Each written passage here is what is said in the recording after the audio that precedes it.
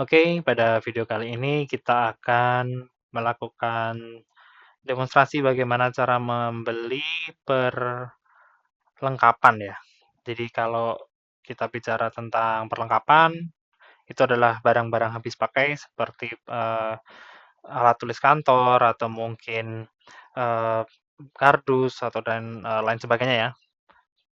Jika kita bicara tentang peralatan, itu adalah hal-hal yang kita simpan sebagai aset yang bisa kita gunakan untuk jangka yang lebih panjang. Jadi mungkin untuk pencatatan aset tetap dan juga perlengkapan, teman-teman bisa cek tutorial di cara membeli aset tetap ya.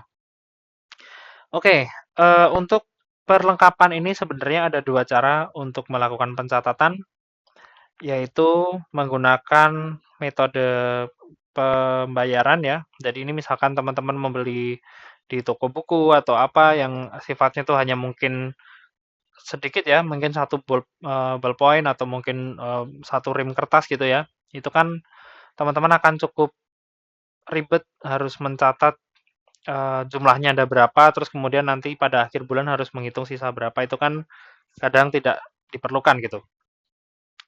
Atau bisa juga menggunakan metode pembelian ya. Jadi ini seperti aset tetap atau mungkin pembelian barang produk seperti umumnya, tapi produknya teman-teman tentunya didaftarkan dulu di eh, kategorinya di sini adalah sebagai non inventory ya.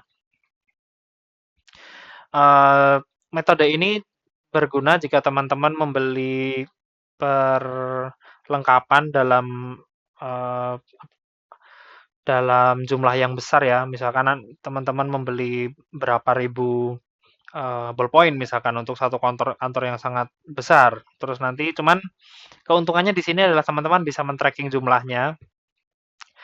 Tapi ya setiap bulan teman-teman harus menghitung sisanya berapa sehingga nanti akan ada penurunan eh, inventaris ya atau penurunan perlengkapan tersebut. Pada video kali ini mungkin kita akan membahas untuk cara yang sederhananya ya, misalkan untuk kantor yang kecil, kemudian hanya membeli peralatan atau perlengkapan satu dua buah saja dan kita tidak peduli di akhir bulan tuh masih ada atau enggak gitu ya. Ya, asumsinya seperti itu. Oke, caranya adalah pertama teman-teman masuk di pembayaran, kemudian teman-teman itu membeli pakai uang dari bank mana aja. Misalkan ini kita ambil cash gitu ya dari kasir bank, misalkan Kas Kecil Yogyakarta, nomornya ini bebas sesuai dengan kebutuhan teman-teman. Deskripsinya pembelian alat tulis di warung ABC gitu ya. Kemudian di sini teman-teman bisa tambahkan baris dan perlengkapan ya. Nah, di sini teman-teman bisa gunakan beban perlengkapan toko. Jadi kalau perlengkapan ini sifatnya lebih ke hal yang tadi ya, yang mungkin kita bahas sebelumnya tadi. Jadi ketika si perlengkapan itu jumlahnya ada banyak sekali dan kita harus pantau sisanya berapa, itu kita gunakan yang ini ya. Mungkin di video lain kita akan bahas. Cuman di kasus ini kita menggunakan ini ya, beban perlengkapan toko. Jadi karena uang kita itu berkurang sebagai beban gitu, bahan habis pakai. Katakanlah pembeliannya cuma berapa ya, 50.000 gitu misalkan ya. Oke, sorry ini double, bisa teman-teman hapus. Posting pembayaran, maka di sini teman-teman uh,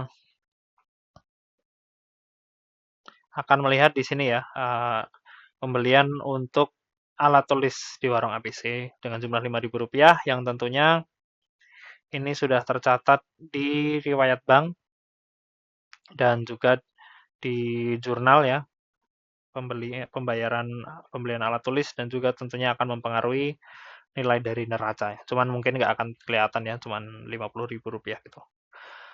Oke, terima kasih sudah menonton. Sampai bertemu di video selanjutnya.